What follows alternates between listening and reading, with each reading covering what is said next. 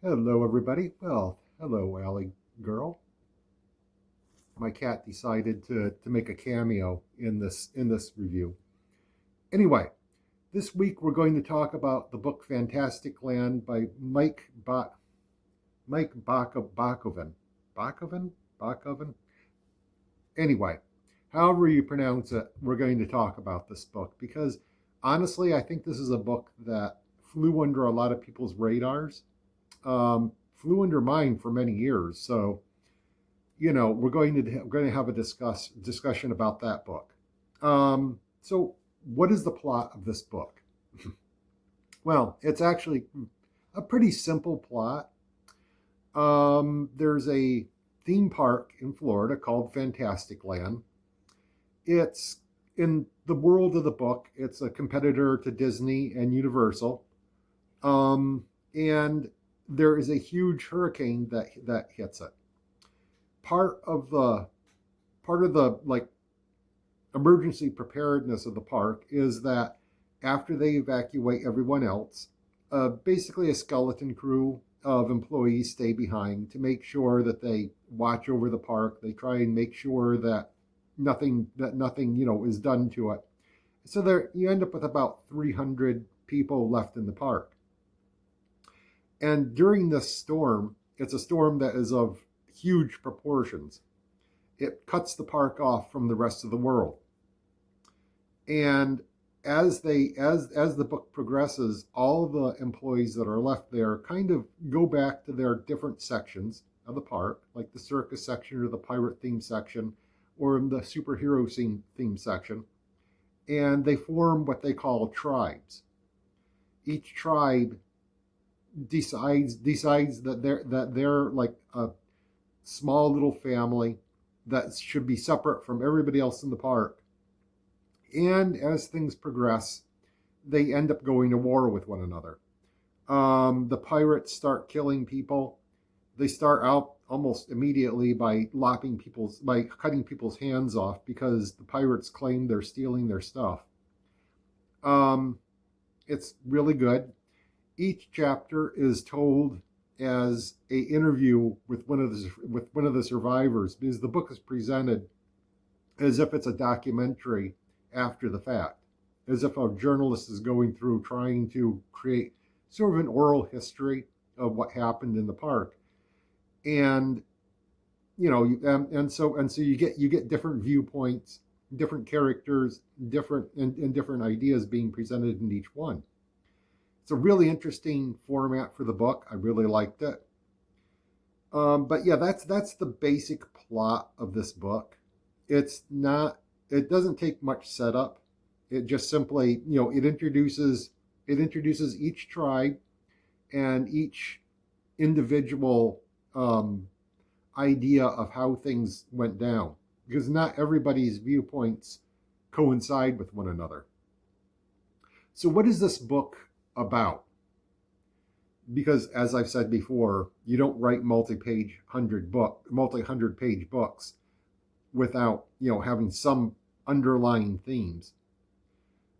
One that I could argue in favor of is that this book is sort of a metaphor for how different nations develop and how wars start.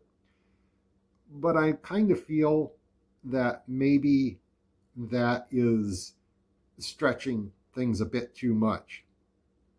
Because what I think this book is really wanting to discuss is how everybody has a different viewpoint and how things progressed. Everybody thinks they're in the right. Everybody says we didn't do anything wrong. It's everybody else that did things wrong.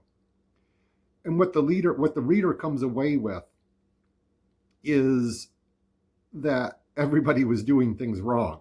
Everybody did things wrong. Everybody from the person that was supposed to be in charge of the park, who gave up all of his authority by hiding away for most of the time and allowing these tribes to come about, down to the tribes themselves, thinking that they had to protect themselves from the other tribes. The book also touches upon themes of how sometimes what you think you see isn't what you actually are seeing. I'm not gonna. I don't want to give away too many spoilers about this book, but but I want to give one example. Everybody points to what's called the tribe that calls themselves the Freaks that are in the Circus Land area. They claim that there's like entrails hanging from the trees and heads on pikes. And really, what they were doing was they were they were using their knowledge of how to make up their part of the park for Halloween to keep people away from it. And none of these things are real, but by doing it, they set off all the other tribes to kind of start being worried about what's going to happen.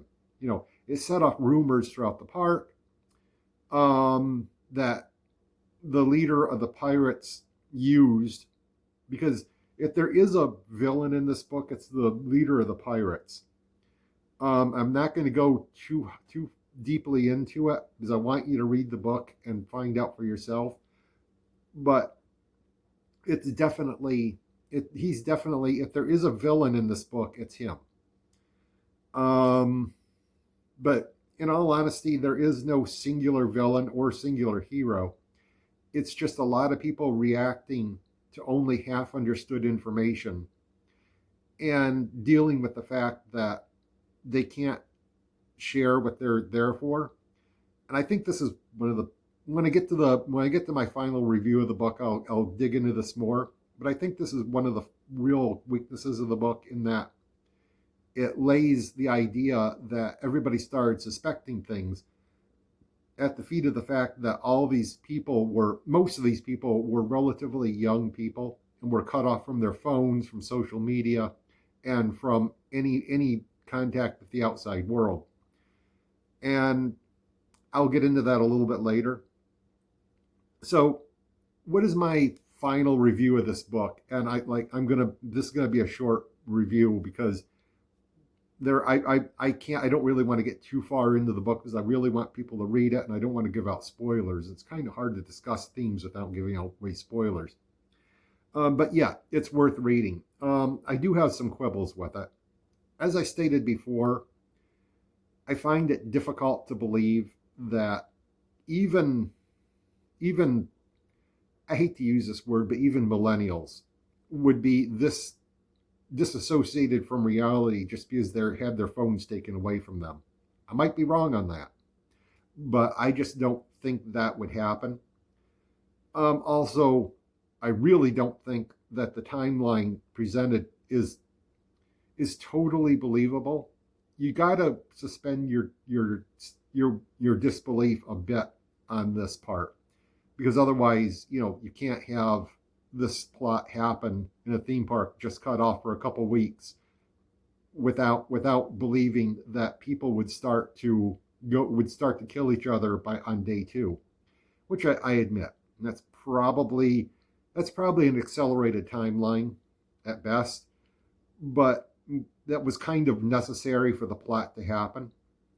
And if you can suspend your disbelief on those 2 points, the book is a very good read.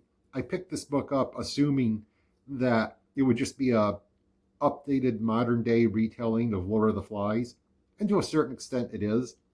But really what the book is discussing much more is how a breakdown in the chain of command and a breakdown in the ability to discuss using modern methods, that the problems can lead to some very serious consequences.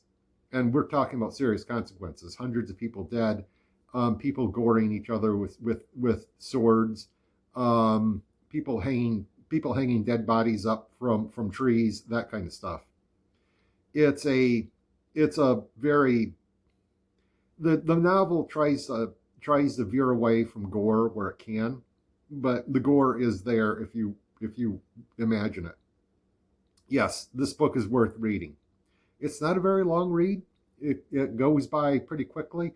I really like how each chapter is a different viewpoint, because, like I said, it underlines the idea that everybody thinks they're in the right when really everybody was in the wrong. Everybody. And everybody was being too reactionary rather than sitting down thinking, because they all had enough food, they all had enough water, they lived in a post-scarcity society, yet they went to war over resources. Who knows? But yes, definitely read this book. I loved it. That's it for me for this week. You have a great time. Pick up the book and have fun reading it. Bye bye.